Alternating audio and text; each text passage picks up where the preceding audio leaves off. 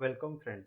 In this video we are going to discuss about another string function that is numeric. Fine, that is numeric.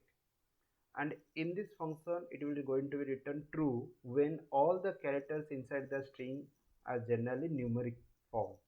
If all the characters in the numeric form, it returns the boolean data, that is going to be true. If all the characters are not in a numeric form, it returns the false. So now let's check how this function behaves. Now text equal to, here I am going to type quantity, not quantity, numeric. Text will be numeric or not.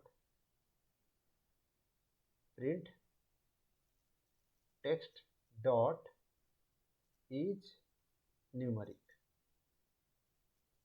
Yes, if it's numeric, it returns you true. Yes, it is return you true. If I added one character here, it returns you false. Yes, fine. You have understand. I hope so. Because all the characters in the inside this particular text is a numeric form. Okay, means alpha means digit form.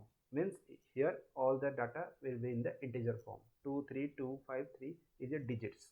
So that's why it is a checking as a numeric or not, and it returns you numeric as a true. Fine. So so if you have any doubt, go through the comment box, type there. Please like this video and share with your friends, and it also helpful for them.